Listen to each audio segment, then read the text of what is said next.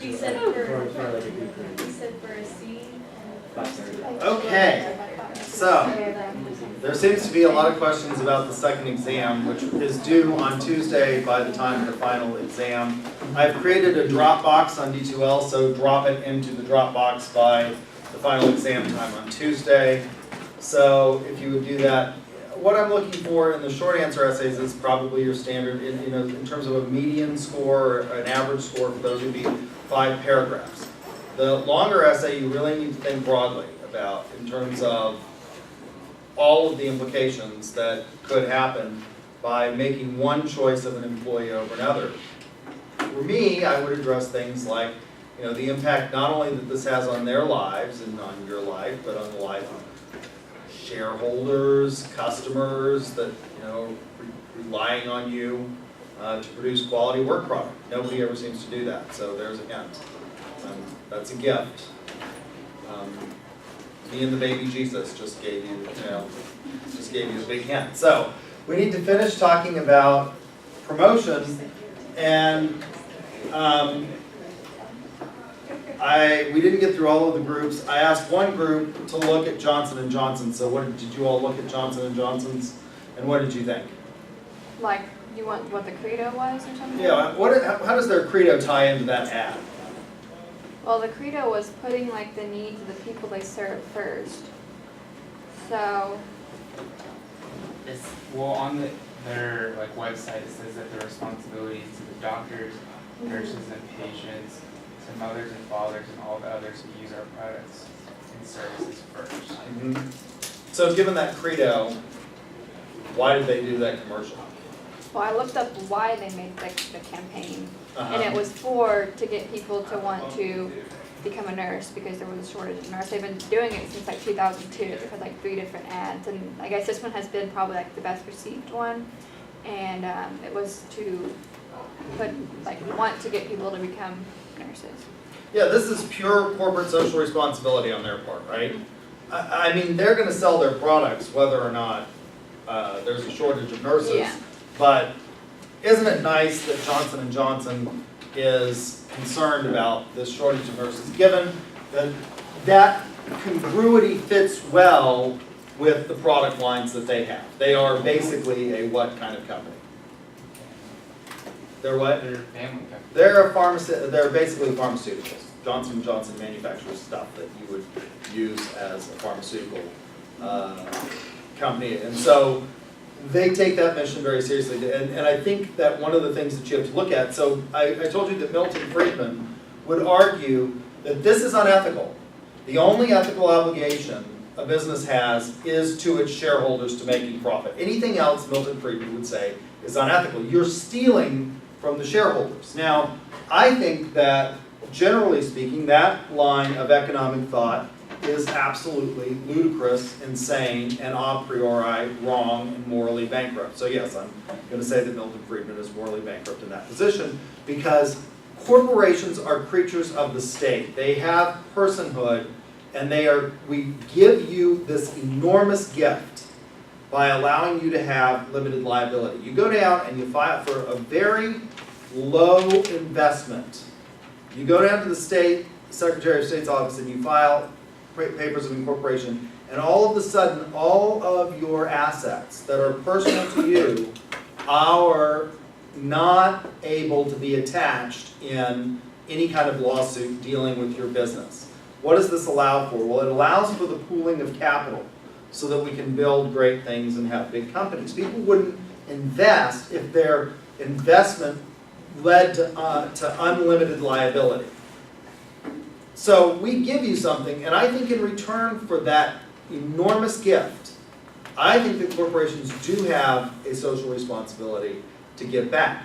Now, the deal is, I think that it's good ROI, it does impact your ROI, if that giving back is congruent with the mission of the corporation. So Johnson & Johnson's mission is to provide goods for hospitals, patients, doctors, nurses, things like that. And so I think that is a perfectly congruent ad with what their mission is. If they were going off and giving money, for example, to, I don't know, save the rainforests, I'm not sure that that fits with what they should be doing. But this fits well, and I think it creates a nice fuzzy image for the company. Johnson & Johnson has been largely praised for a lot of the moves that they've made in the past, although they've come under some scrutiny recently. And so I think I liked that ad. I thought it was a good ad that you all chose.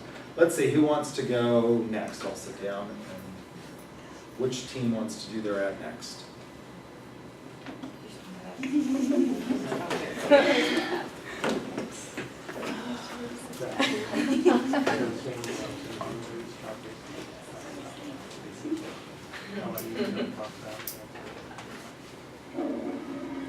You would not believe the motherload I just dropped.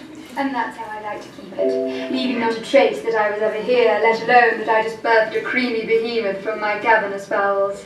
Nothing is worse than stinking up the shared toilet at work, or the toilet at a party, or your lover's apartment.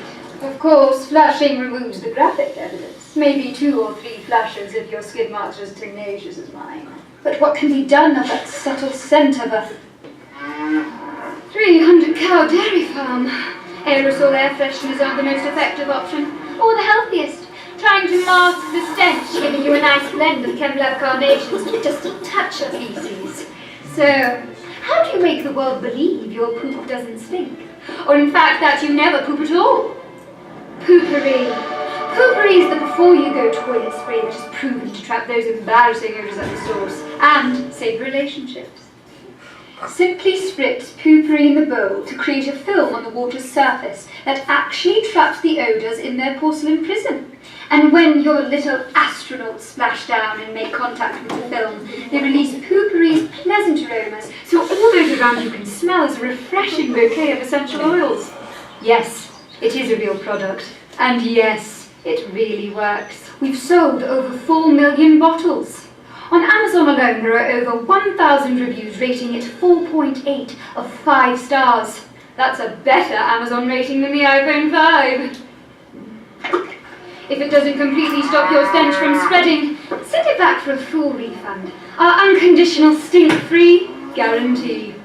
If your poo stinks, click here to get your poopery today at poopery.com. So whether you need to pinch a loaf at work, cut a rope at a party, or lay a brick at your boyfriend's, your days of embarrassing smells or prairie dogging it are over.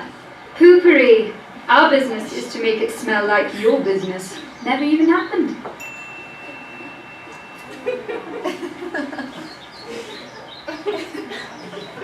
Okay, so I'm contemplating whether I should put this up on YouTube. Sorry, there. What is this a real product? Yes. It is and this is a real ad for this. Yep. Okay. Why did you choose this ad? Because it's definitely memorable. It's outrageous, obviously. But it definitely sticks in your mind. Once you see it, you're like, oh my gosh. And then it makes you wonder if it works or not. Okay. It took off on social media. I think that's what makes it kind of unique is because you don't see it on TV. So they really capitalized on the fact that we're going to be so outrageous that people are going to be sharing it so rapidly that that's how they are getting all of their sales. So that's kind of the other Okay, so they're totally avoiding the traditional television, radio medium and going directly for online advertising. Yeah, this ad is 2 minutes and 15 seconds or 2 minutes and 14 seconds. That kind of ad nationwide would be just astronomical to pay for. And so they're using this, which is an example of why integrated marketing communication, you have to do it across all those touch points and think about that consistency is important. Do you think there's anything unethical with this ad? Ethically problematic? I think it would be problematic for parents watching it, thinking it visually. I think it's very bright and that kind of thing. So maybe they would be comfortable showing it to their kids. Mm-hmm. But it's also talking about pooping. I feel like most 5-year-olds love to talk about it. I mean, I don't know. Okay. It's just talking about an uncomfortable subject, but I don't know if it's borderline unethical.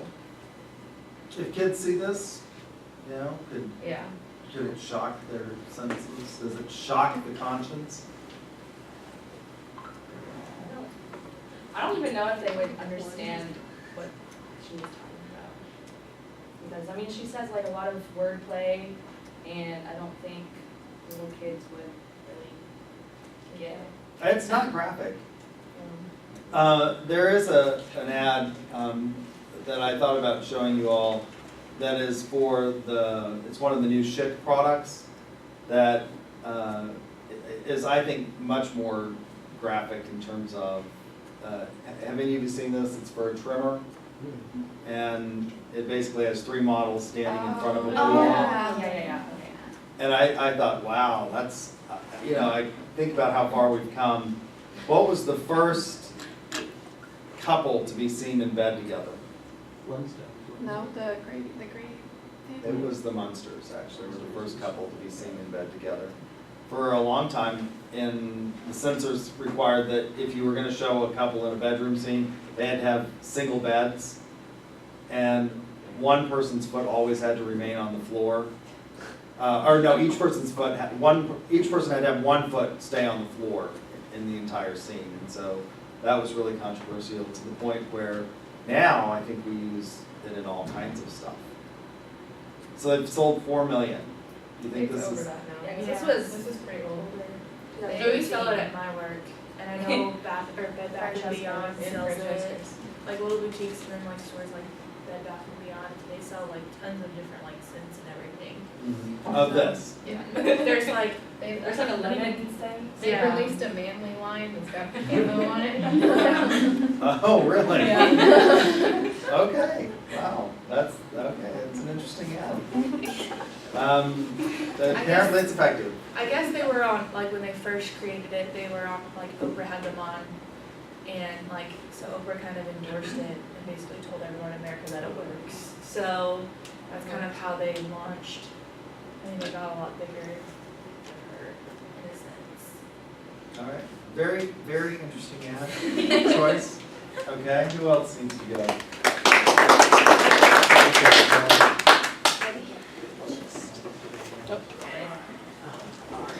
You're good.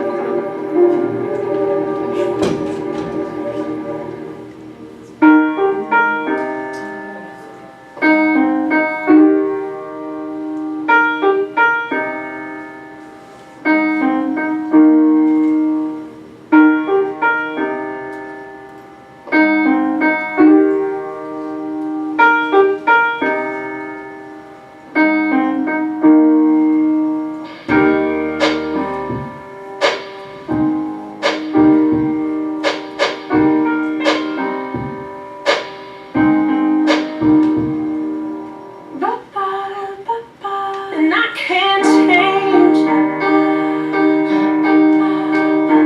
even if I tried, even if I wanted to. And I can't change, even if I tried, even if I wanted to. My love, she keeps me warm, she keeps me warm, she keeps me warm, she keeps me warm.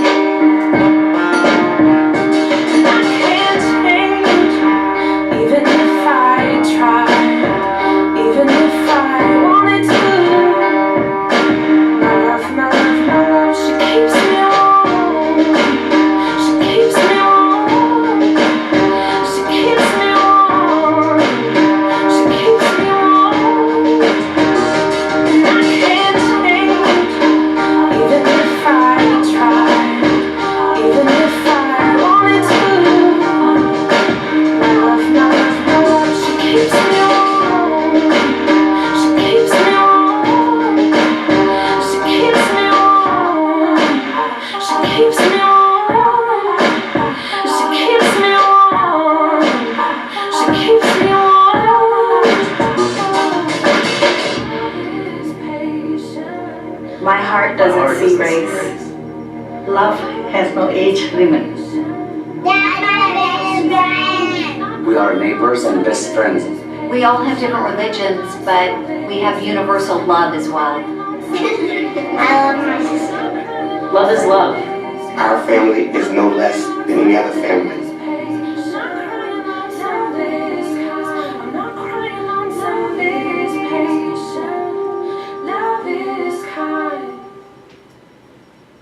Okay, so why'd you all choose this?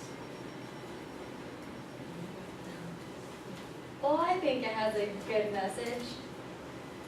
Okay, you think it's got a good message? Did it sell? After almost 57 million views, I think got a good response. Okay. So, it's done by the Ad Council. And what do you think their purpose in creating the ad was? Probably just to like promote like everyone love, like not everyone love everyone, but like don't be biased against someone. Like everyone's the same, like on the inside. Like you can't tell that like it's a man loving a man or different religions when you were looking at like the X-ray, but it's on the inside that what counts, I guess. Okay. What's the mission of the Ad Council? Equality, like everyone's. Is that really the mission of the Ad Council? Not sure. Okay, I mean, I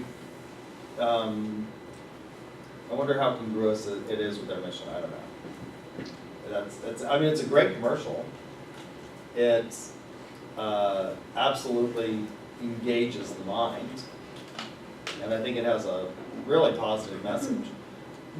One of the things that I think is interesting is that we've seen 3 epics in the civil rights movement. The first was after the Civil War, we get the 3 amendments dealing with slavery. So the 13th Amendment abolishes slavery.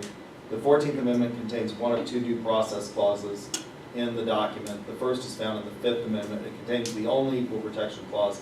And then we get the 15th Amendment that gives the freed men, not the freed women, but the now freed men, the right to vote. That's the 15th Amendment. It's been supported by the Voting Rights Act. So after the Civil War, we get these 3 amendments, and then we continue to have a lot of discrimination. After the South ends Reconstruction, we have a whole series of laws that are established based on a case called Plessy versus Ferguson, which allows for the segregation of races.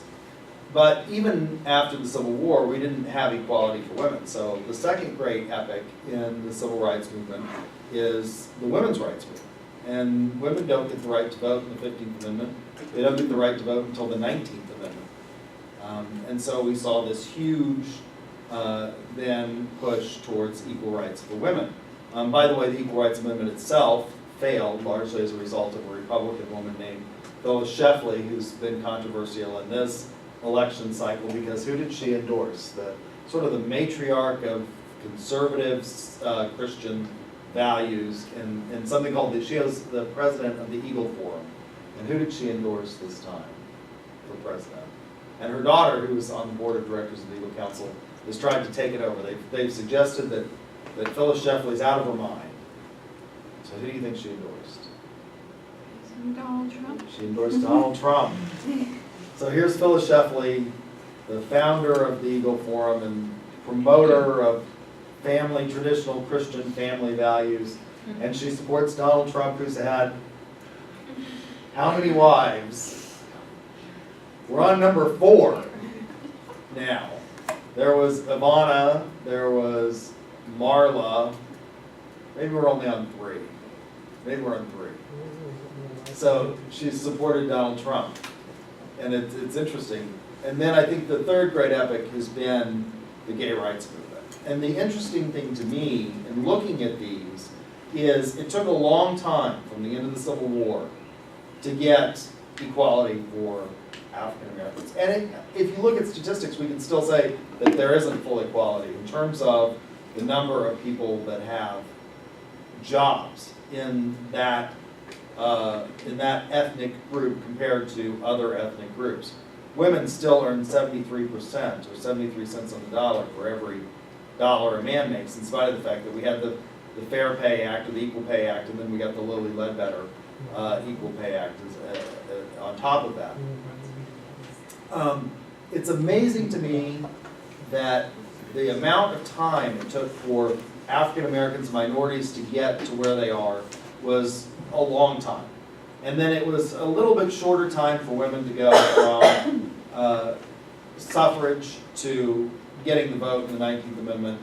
And then the gay rights movement, if you really think about when it got started, in terms of our total history, it's been an enormously short period of time. Why do you think that is? And I think that your ad plays into this. Why do you think it's been much shorter in terms of the length of time that gays have had to? Now, a lot of gays would say that they suffered for a long time. I mean, the Stonewall riots happened in the 1960s. That's the beginning of the gay rights movement. But really, it seems like it just took off. I mean, in terms of same-sex marriage, that was something I don't think anybody would have ever thought would ever happen when I was in high school. And all of a sudden, it happens, and I didn't think we would have it for another 15 years, once people started asking for it. And all of a sudden, the Supreme Court came out, and in a case called Obergefell versus Hodges last year, said same-sex marriage is the law of the land. Why do you think it happened so quickly for them? Maybe society as a whole is just more open. I think that's true. We had a lot more experience with having to be tolerant after each of these previous civil rights movement. But I think a lot of it has to do with communication and the way we can. I mean, I think advertising has been enormously influential, and this ability of this device to promote that and things like this, I think it makes it just explode. And I think that this is an example of, and this ad is a good example, I think, of marketing really does have tangential impact on people's everyday lives. It's really important. Okay, very good. We have one more group? Or two more groups? One more group?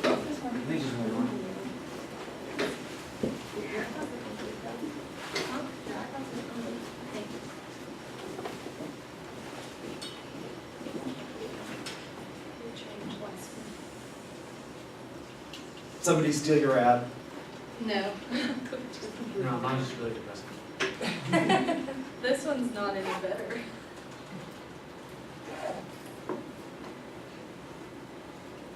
Happy birthday to you. Make a wish. Granny.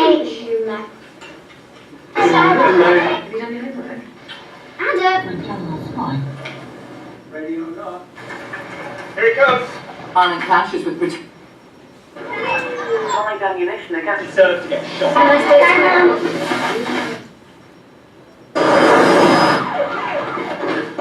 Airstrikes on rebel position. We are going to stay. Happy birthday to you.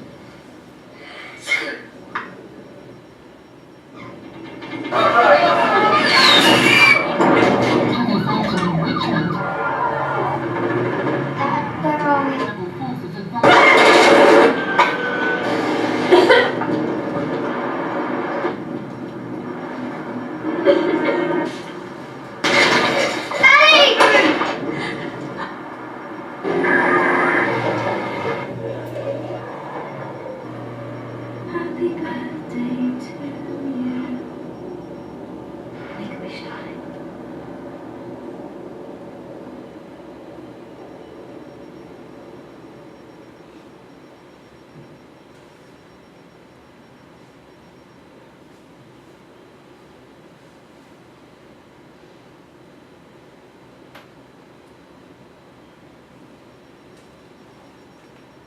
Okay, so why did you all choose this app? It's a really moving ad. It's pretty sad. Okay, touches on emotion. it also kind of goes hand in hand with that, with the whole refugees from Syria thing and how a lot of people are against it. It kind of shows really, you know, you can't go off of a couple of bad people when there's so many good people there. It's like, children, like innocent children, are way different from like terrorists and things like that people are thinking. Yeah, that's an interesting point, is that, it's, are you really gonna say that these kids that are drowning are terrorist threats? Okay, what else? It really helps provide you a different perspective from what people see on social media or something, and what may actually be going on, and how people may perceive from what we hear what's going on compared to what's actually happening over there. Okay. One of the things that's interesting about this type of advertising and this type of promotion is that there has been a lot of criticism of particularly nonprofit groups that are supposed to benefit people. And they play these ads, and one of the things that they've started being critical of, for example, and one of the ones that I absolutely hate the most is the ASPCA ad with Sarah McLachlan's song playing in the background. And the interesting thing about that song is, what is that song about? Angel, what is the song Angel about? Depression. No, it's about drug overdose. This is one of my favorite things to do, is to find the hidden drug meanings in songs. So if you go back, like the Hotel California is all about drug use, right? It's all about heroin use. And Sarah McLachlan said she wrote that song about the Smashing Pumpkins, I think guitarist John Melvone, who overdosed in a hotel room. And so it's a really sad song and it fits that, but it's actually about drug use is what the song is about. And it turns out that a lot of the money that the ASPCA collects is eaten up in overhead. So a big percentage of every dollar that you donate is actually going to funding a huge organization that has corporate headquarters and all of this staff. Something like 23 cents on every dollar actually goes to an animal, which means that 76, 78 cents is now 77 cents is being eaten up in salaries and other things that are not going to help animals. Do you think consumers have a responsibility? So you see something like this, and instantly you want to donate. And then, do you worry about whether or not your money's actually making a difference? Yeah. What responsibility do consumers have to educate themselves about the charities that they give to? Well, after reviewing an ad like this or any ad by any nonprofit organization, it'd be in your best interest to do some research first and find out what your money actually goes towards. And then after that, you can make your decision to whether to donate to that, if it's worth donating to, I guess. Okay. All right. It's a very powerful ad. Good job. So, having said all this, what makes an ad, after we've watched a bunch of ads, what makes them great? What do you think are the common denominators among the ads that you think are effective? Let's think about this ad for a minute. For those of you who had my class before, I apologize for making you watch it again. The other one was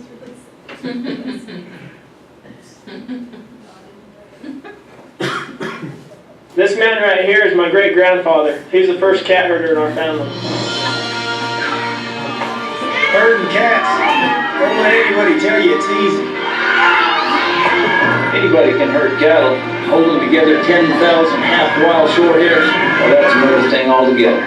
Being a cat herder is probably about the toughest thing I think I've ever done. I got this one this morning, right here, and if you look at his face, it's just ripped to shreds, you know? You see the movies, you hear the stories, I'm living a dream. Not everyone can do what we do. I wouldn't do nothing else.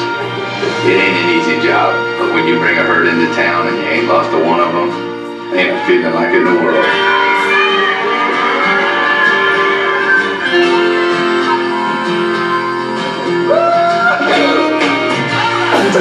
managing the complexities of the digital economy. Good ad? That was an award-winning ad, by the way. That was a Super Bowl commercial one year. I thought it was gonna be about like spay or neuter your cat or something. It won awards. I don't think it was a great ad. Nobody could remember the company after 30 seconds after the ad showed. They couldn't remember when they did testing as to whether or not they remember the ad. Had no idea who it was. Now it turns out that maybe, if you think about it, it may have had some impact because apparently the herding cats metaphor is one that's used a lot in the technology, in the information technology field. There's sort of two types of programming that you can do. You can program, as I understand it, I'm not a computer programmer, but I have a cousin who's a computer architect.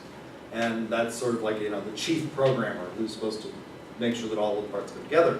And you can program in a scientific way, or you can engage in what's called cowboy programming, which is just sort of putting stuff out there and it works.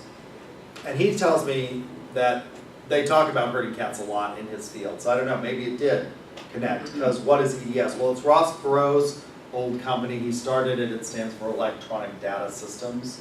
And he sold it, and that's how he became a billionaire. And then, of course, he ran for president of the United States. Kind of an interesting character. He had funny lines. He's about this tall. I've seen him twice in North Park Mall in Dallas. That's where he lives. He lives in Dallas. And he would say things on his campaign trail like, now if anybody has any better ideas for how to run this place, you just let me know. I'm all ears. It was kind of funny because he had these huge big ears. And then he'd say things like, well, now if I go and start a war so that we can replace some emir's gold-plated bathroom fixtures, just drag me out the White House and shoot me.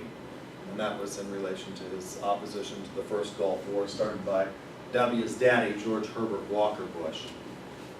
So, yeah, maybe that ad is effective. What about this one?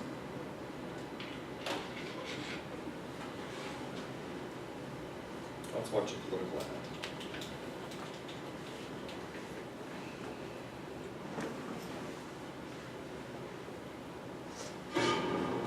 In an increasingly dangerous world, even after the first terrorist attack on America, John Kerry and the liberals in Congress voted to slash America's intelligence operations by $6 billion.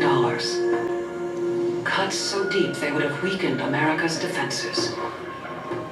And weakness attracts those who are waiting to do America harm.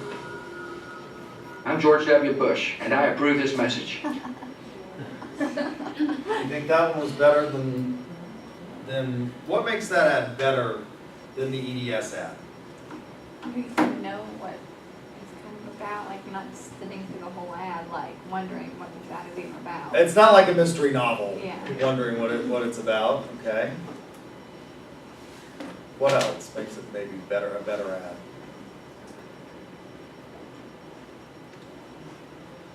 From a selling point, and what you're selling here is what? You're selling the idea that you need to go vote for me. That's the price in the political marketplace that you're trying to get, is people's votes. From a selling perspective, it plays on fear, and fear sells. One of the things that we know is that the motor neurons that go from the cortex down to the amygdala are less well developed than the motor neurons that go from the amygdala to the cortex. And so the amygdala controls emotions, particularly fear. And once you instill that fear, it's hard to get the fear stopped. And it's an enormously powerful tool in selling. Now, it's got a lot of ethical implications in using fear ads. And I think you have to be very judicious in it. What? Has been news people, weather people use. Oh yeah, I mean absolutely. The whole weather tornado thing it's all about keeping ratings up and selling fear. The tornado season's a heck of a good time for local stations to keep ratings up, isn't it? We saw that the other day when people were calling and asking if we were canceling.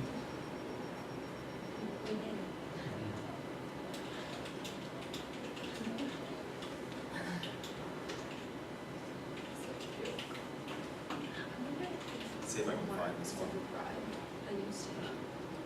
I'm George W. Bush, and I approve this message. In which direction would John Kerry lead? Kerry voted for the Iraq War, opposed it, supported it, and now opposes it again. He bragged about voting for the $87 billion to support our troops before he voted against it. He voted for education reform and now opposes it. He claims he's against increasing Medicare premiums, but voted 5 times to do so. John Kerry, whichever way the wind blows. What'd you think of that one? That ad's actually less effective. Why do you think that ad's less effective? Because it's cheerful. It's humor. Humor doesn't work very well in terms of a motivator to sell people stuff. It's not as good a motivator as fear, particularly in the political marketplace. So one of the things that we have to think about when we think about these ads is, are we creating a situation in which we are really overbearing the will of the individual who's seeing the ad?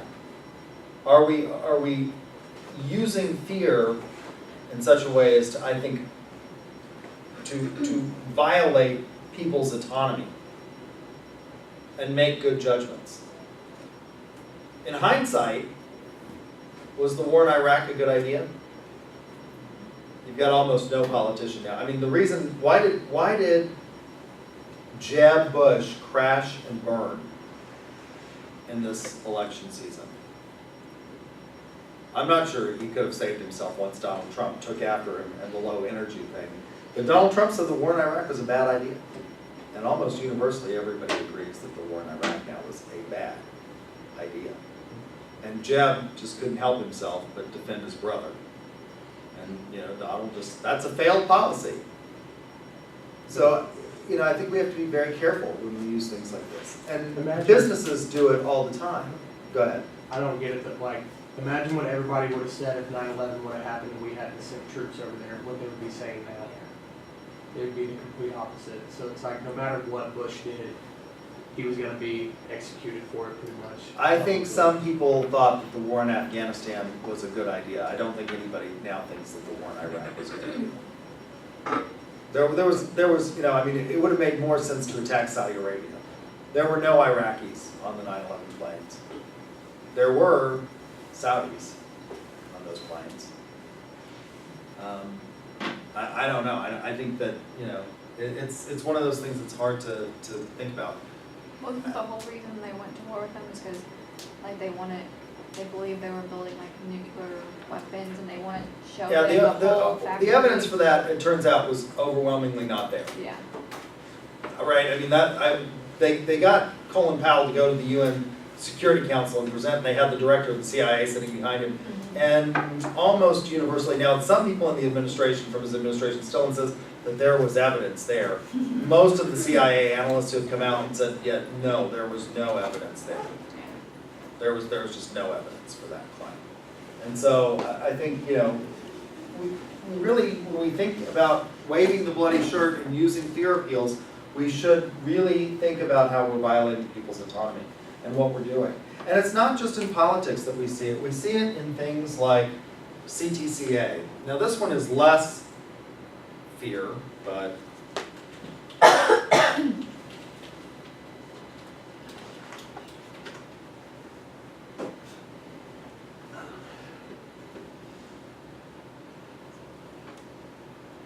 if you've been diagnosed with cancer and are struggling financially, you're not alone. There are millions of Americans who have faced bankruptcy because of cancer. But that doesn't have to be your story. Life Credit Company can help. Through our special program, you can receive a cash advance for up to 50% of your life insurance policy's death benefit, while still preserving coverage for your family. If you have at least $75,000 of life insurance coverage, you may be eligible for our program. Your first step is to contact us and find out if you qualify. Professional counselors are standing by to assist you. Call Life Credit Company today. Now you can catch up on medical bills, pay off your debt, and just stop worrying about money. Call Life Credit Company today or visit us at lifecreditcompany.com. Life Credit Company, getting you the money you need so you can focus on the fight. hard to believe it's been 8 years since I made that commercial. And now I'm a 10-year survivor. Today's a special day, a big milestone to me. I'm out here riding my horse, appreciating every minute of it. My life changed the day I was diagnosed with cancer. It was hard when I was lying in the hospital and didn't know if anybody survived pancreatic cancer, but I decided, if I survive this, I want to offer hope to somebody else. And to show them that there are people out there like Cancer Treatment Centers of America who can make a difference. To find out more about Cancer Treatment Centers of America and our unique treatment options for complex and late-stage cancer, go to cancercenter.com. You'll be able to see our treatment results for many types of cancers and how they compare to national averages. You can also check for participating insurance plans. The doctors looked over what they needed to do for me, but the decision was always mine. At Cancer Treatment Centers of America, every resource, every one of us, everything we do every day is focused on you, our patient, your treatment, your healing, your survival. After cancer now, I just appreciate life so much more. I appreciate the little things. Being able to carry a bucket of water for my horse again was like winning a marathon. Not 1 hour goes by that I don't stop and think about how fortunate I was to have found CTCA. Our teams of physicians, clinicians, and nurses are highly experienced and dedicated. We use state-of-the-art technology and give you innovative treatment options you may not even know exist. You'll also experience whole-person compassionate care here, unlike anything you've seen before. When I talk to people, they said, oh my gosh, a 10-year survivor, I can't believe it. Life is good and I just appreciate it totally. I'm doing things I never dreamt I would do. Every minute counts when you're fighting cancer, so please call or visit cancercenter.com today. Appointments are available now. Cancer Treatment Centers of America, care that never quits. So I think cancer is one of those things that creates a lot of fear. So you're automatically talking about something, and those two ads both involve something that creates a lot of fear. If you're going to do that to be successful at the ad, then you have to provide hope. This ad, I think, is extremely effective in doing that. Now, I think CTCA is less than ethical because these kinds of ads are enormously powerful and they play well into the emotion of things.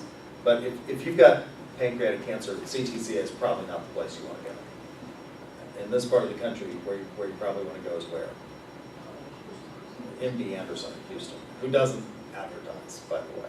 A lot of countries would not allow this type of advertising, this direct consumer advertising, because it really does violate the autonomy of people who are in that situation. Now, your textbook suggests that autonomy is not something that you have 1 minute and not the next, and I'm not sure that that's true. I think autonomy is context specific in that you have to think about what it is. So I think you could be a rational businessman who is making good deals. You could be Donald Trump, who actually, by the way, has made a lot of really bad deals. He's been very successful at using other people's money to do bad deals and then walk away with a big profit. Not that that's not done by a lot of people out there. It is, but you could be doing good deals, and if you had cancer, you might not be rational. You might still be able to make effective business decisions in your business life and be less than rational in your personal life. And so there are sort of three things that we have to think about when we think about violating somebody's autonomy.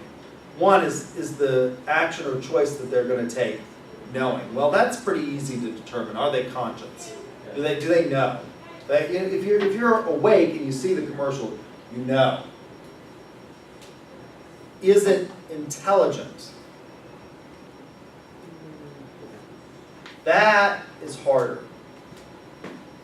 Are you really making an intelligent decision when you go to CTCA? What would the intelligent consumer do? I think the intelligent consumer would do a lot of research and end up and decide. But what do most people do? They see something like this and they don't know about MD Anderson because MD Anderson doesn't really advertise the way CTCA does. And do they really know all of their options? Not in the moment where it happens. Yeah, I don't think that they do. Is it a product of free will? Well, that one's also difficult to determine. You're literally not standing there with a phone book hitting somebody upside the head saying, make the choice, right? But are you really, if that amygdala is really engaged and is creating a lot of fear, are you really making a decision of a product of your own free will? I'm not sure that you are. Would they be sending like false hope because not everybody's cancer is the same? Well, and they say that. I mean, that's what they would say, is at the end they say, cancer rates vary. No treatment is typical. Well, I don't know if that's good enough. You've created a whole narrative there that seems to suggest, the rational part of the mind has been turned off by the time you get to that disclaimer. So what do great ads do, and what does great marketing communication do? One, it engages the mind of the consumer. I think most of the ads that we saw do that. A lot of them engage the mind of the consumer. The second thing I think it does is it delivers a selling message. So great ads engage the mind of the consumer and deliver a selling message. I said I would go over what you need to know for the final exam, since that's in class, closed book, not take home. Again, your second exam is due before the final, or right at the final exam time. You're going to submit it from your phone. Then we'll have the final. It'll be 50 multiple guess questions. 30 of the questions are vignettes. So it will give you a scenario. Then say your friend made a decision based on this and asked you to identify the theory that they're using to make that decision. So it will give you a scenario like your friend decides not to cheat on the exam. Your friend believes that individual ethical decisions are based on gut instinct. What is this an example of? What theory is he using? A hint on those questions. For each vignette, the theories are only used one time. So if you can't figure out one, see if you can figure out what the other theories that are being used are, and then go back and look at the one that you can't figure out. The other part of the exam consists of general questions about knowledge about ethics. So we talked about 3 invalid theories that are challenges to ethics. Those are subjectivism, cultural relativism, and psychological egoism. And you need to know why they're not valid, along with the valid ethical theories. So there are basically 4 of those. There's deontological or duty-based ethics. There are problems with even duty-based ethics. If we assume there are duties, how can we know them? How can we discern them? But they're valid because they are non-emotive, they're rational. Because they're rational, you can discern universal rules or principles, and they allow for no exceptionalism. Teleological ethics, the greatest happiness principle, also called utilitarianism. Virtue ethics, which is the only one that's a holistic approach to ethics. Doesn't focus on discrete situations, focuses on things like how to make a person a better person on the whole. And then what we might call the moral minimum,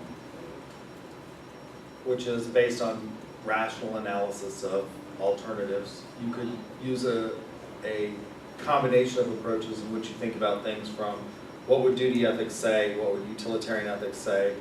In some cases, you'd probably find that both of those theories would support the same outcome, but maybe not necessarily. You can see where they would diverge in certain instances, but looking at all of the available information, doing an analysis of the 2 biggest theories, and then attempting to reach a conclusion based on concern and care for all, which we might also call a stakeholder theory. You need to know about logic and critical thinking. A logical argument begins with an observation of thesis. From the thesis, you use premises, so start with premise 1. It should be connected to premise 2 by a nexus, to premise 3, and then on down the line until you reach a conclusion.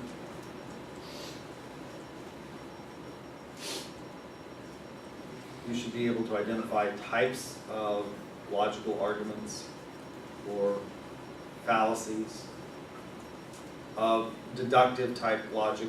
So if A equals B, B equals C, A equals C. The mode of putting, the mode of taking, the modus tollens, and then the fallacies that look a lot like those, which are affirming the consequent or denying the antecedent. Also, the fallacy of begging the question.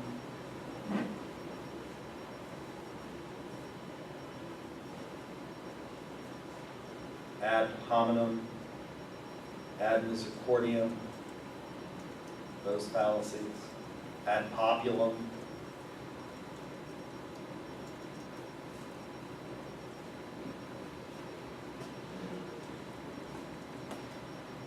So there are, I think, 20 questions on that, and 30 questions on the vignettes.